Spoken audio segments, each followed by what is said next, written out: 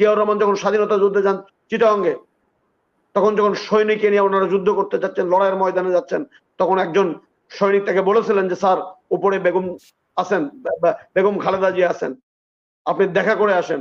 তিনি বললেন যে তোমাদের স্ত্রীরা আছে না, তোমাদের সন্তানরা আছে না। উনি জানতেন যে গ্রেপ্তার হলে নির্ঘাত ফাঁসি। জিয়াউর রহমান জানতেন লড়াইয়ের ময়দানে শহীদ হলে স্ত্রী বিধবা হবে, সন্তানরা এতিম হবে।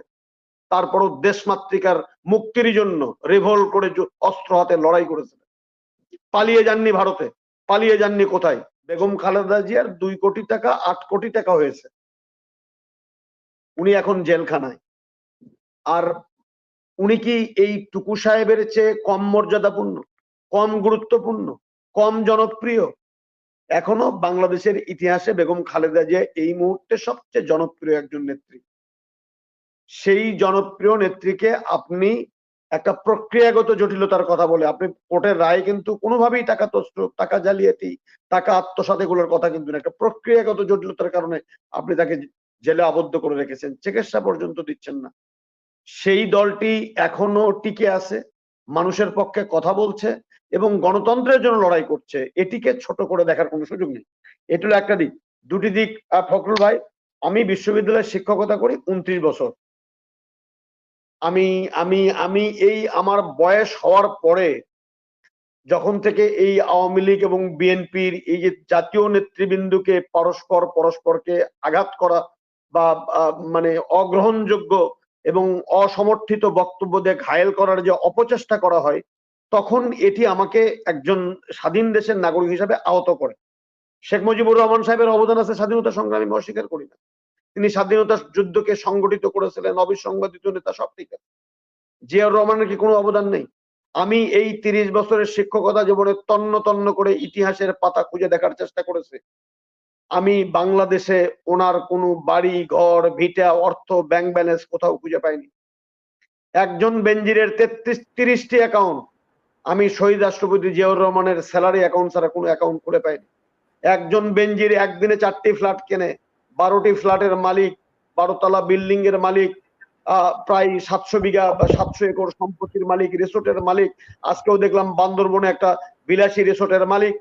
শহীদ রাষ্ট্রপতি জিয়াউর রহমানের কোন দেশে বা বিদেশে একটি বাড়ি, ফ্ল্যাট, 1 কাঠা জমি এখন পর্যন্ত কেউ খুঁজে পায়নি। আপনি তার সততা নিয়ে প্রশ্ন তোলেন মিলন ভাই, তিনি তো সততার উৎকৃষ্ট উদাহরণ।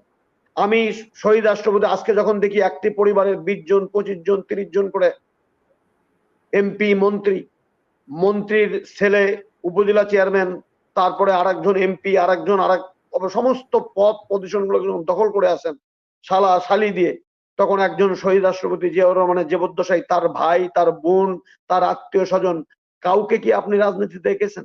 কাউকে রাষ্ট্রীয় প্রভাব, রাষ্ট্রীয় ক্ষমতা, রাষ্ট্রীয় পৃষ্ঠপোষকতা ব্যবহার করে একটি অনিয়ম দুর্নীতি করতে কাউকে দেখেছেন? আমি জিয়াউর রহমানের কথা বলছি। দয়া করে জিয়াউর রহমান সম্পর্কে বলার আগে, অসততা নিয়ে বলার আগে আমাদের 10 বার ভাবতে হবে। বগুড়াতে জিয়াউর রহমানের বাড়ি, একই জেলায় আমি বসবাস করি, এখনো তার ওই দাদার আমলের ভাঙ্গা ঘরটি, একতলা, 2 পাশে 2টি ঘর, সেটিই আছে। পারতেন অট্টালিকা বানাতে সেখানে তার সন্তানরা। আমি তো বলি যে 18 বছর 17 বছর ক্ষমতায় আছেন, কেন তারেক রহমান এবং আরাফাত রহমান কোকর দুর্নীতির বিচার করতে পারেন না? সমস্যা কোথায়? বেগম খালেদা জিয়ার বিচার করলেন, কত বিএনপির নেতা নেত্রীদের বিচার করলেন।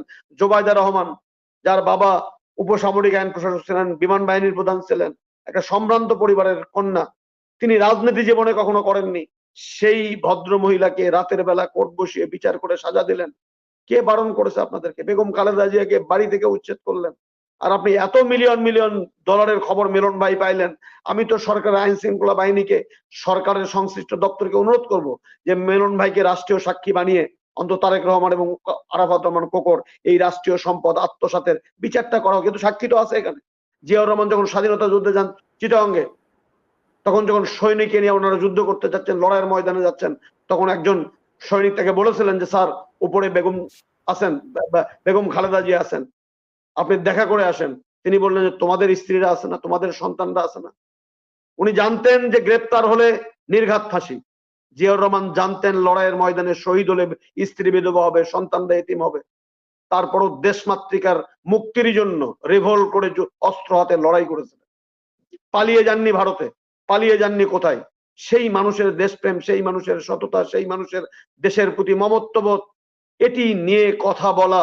কেন আজকে বঙ্গবন্ধুকে নিয়ে এত কথা বলতে হবে, কেন জিয়াউর রহমানের কথা বলতে হবে? আপনি আজকের বাংলাদেশের কথা চিন্তা করেন, যে বাংলাদেশের বিশ্ববিদ্যালয়ের শিক্ষকরা রাজপথে, আমার তরুণ প্রজন্মের মেধাবী শিক্ষাররা এই রাষ্ট্রীয় অনাচারের বিরুদ্ধে দাঁড়িয়ে বৃষ্টি মাথায় নিয়ে লড়াই করছে রাজপথে। আসেন তাদের জন্য কথা বলি।